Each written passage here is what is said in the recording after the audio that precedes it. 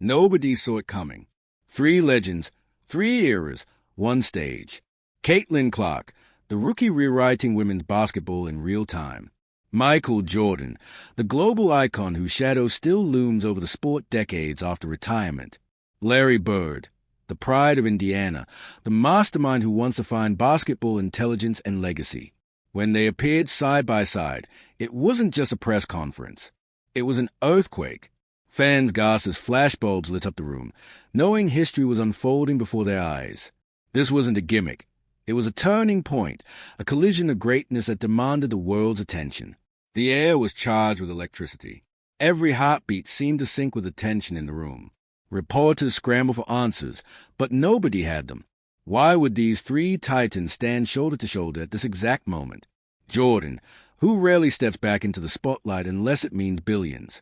Bird, who carefully chooses when to attach his name to a cause. And Clark, who in just 1 year transformed herself from rookie to revolutionary. The stakes felt larger than basketball. Something seismic was brewing, and it wasn't going to stay confined to one league. Jordan's presence alone shifted the narrative. His empire, worth over $3 billion, wasn't just about sneakers. It was about control, culture, and dominance. When Michael Jordan speaks, entire industries listen. His Jordan brand had already changed men's basketball forever. But why here? Why now?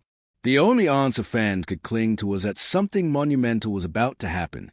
Something so earth-shattering that even the most powerful figure in basketball felt compelled to align himself with Caitlin Clark's meteoric rise. Larry Bird's presence struck a different chord. He wasn't just a legend, he was Indiana incarnate. 3 MVPs, 3 championships, countless battles etched into folklore. But Bird's influence didn't end when his playing days did. He carried the Pacers into legitimacy, carved out a role as a statesman of the game, and became Indiana's basketball conscience. To see him standing next to Clark wasn't just symbolic, it was generational. Indiana's golden son reaching across decades to join hands with Indiana's golden daughter, forging a bond that would outlast a moment and echo through time. And then there was Caitlin Clark herself. The rookie wasn't just playing the game, she was reinventing it.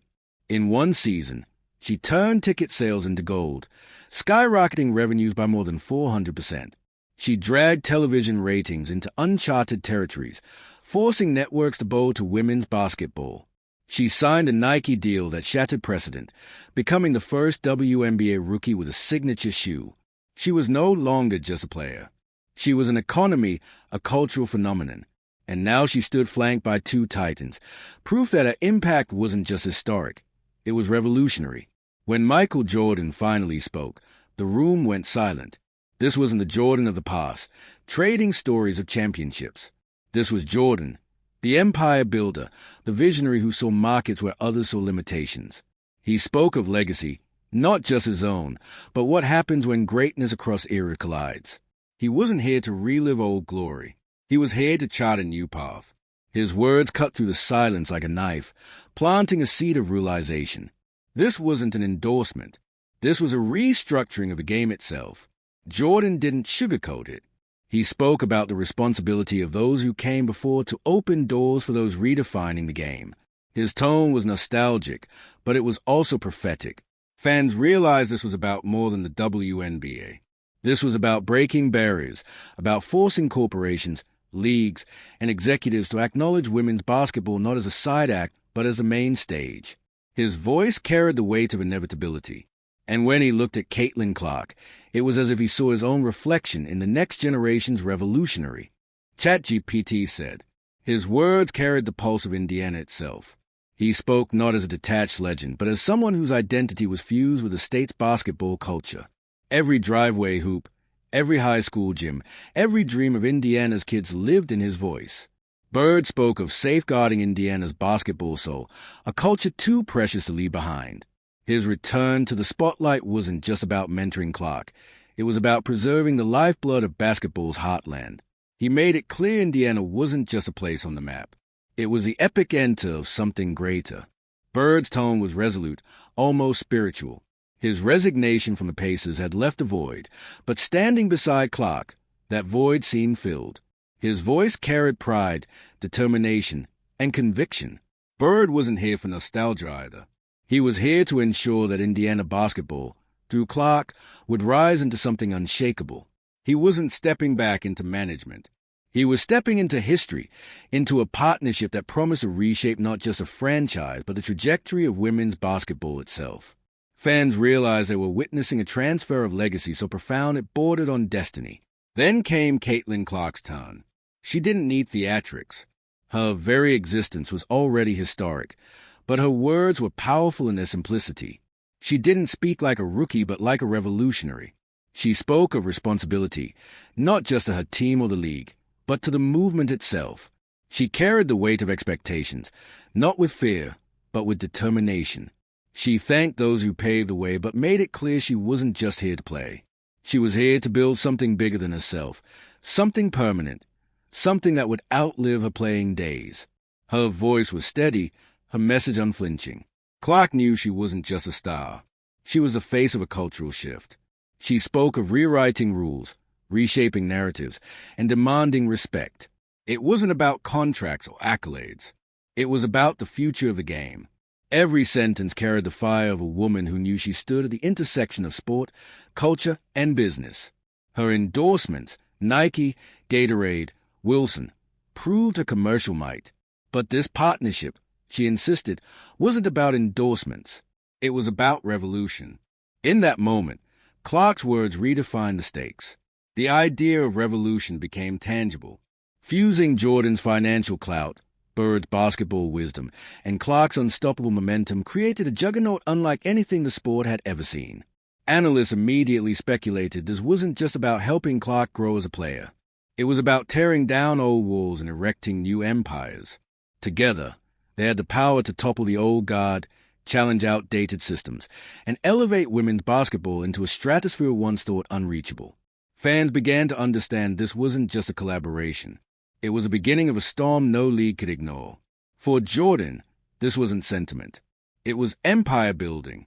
His Jordan brand dominated sneakers, but they had witnessed evolution in real time. Women's basketball was no longer niche. It was bursting into the mainstream, and Caitlin Clark stood at the center of it. For Larry Bird, this was about anchoring Indiana as basketball's holy ground, ensuring the state never faded into irrelevance. For Clark, it was about seizing power. By aligning with Michael Jordan and Bird, she wasn't waiting for corporations or the WNBA to validate her. She was forcing recognition, showing that women's basketball wasn't secondary anymore. It was primary.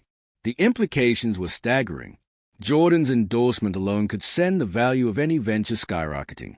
Add Clark's social media army and Bird's Indiana credibility, and suddenly the possibilities felt limitless. Analysts whispered about training facilities across continents, tech-driven athletic performance breakthroughs, and global youth programs that could reshape how basketball was taught. But behind the optimism loomed something darker. Was this trio preparing to challenge the WNBA itself? Clark's frustrations were no secret. Her rookie contract paid her a fraction of the millions she generated. The insult was clear. Jordan knew the feeling. He'd lived it decades earlier. Bird, with his deep Indiana roots, understood the stakes. Their presence beside Clark wasn't just symbolic. It was a warning. If the WNBA refused to evolve, it risked losing not just its brightest star, but the credibility that came with basketball's greatest name standing against it. The Indiana connection gave the story a poetic sharpness. Bird, the state's golden son, and Clark, the golden daughter, together carrying Indiana's pride into a new era. Bird had once elevated Indiana to national relevance. Now Clark was doing the same, their partnership feeling almost inevitable. With Jordan's global influence amplifying them, Indiana became the epicenter of a cultural revolution. The fever, long overlooked, suddenly threatened to become the most powerful franchise in women's sports. The cameras flashed furiously as the trio laid out their vision. This wasn't about mere endorsements or mentorship.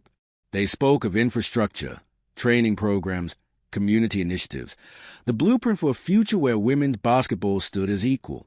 Indiana would benefit most, but the ripple effect promised to reshape the entire sport. At the heart of it all was Caitlin Clark, no longer just a rookie sensation, but a power broker. With Jordan and Bird beside her, she wasn't asking for respect. She was demanding it, and the world had no choice but to listen. Then came the twist that sent the basketball world spinning. Rumors spread that Bird wasn't just present as a symbolic partner. He was being courted as a potential coach.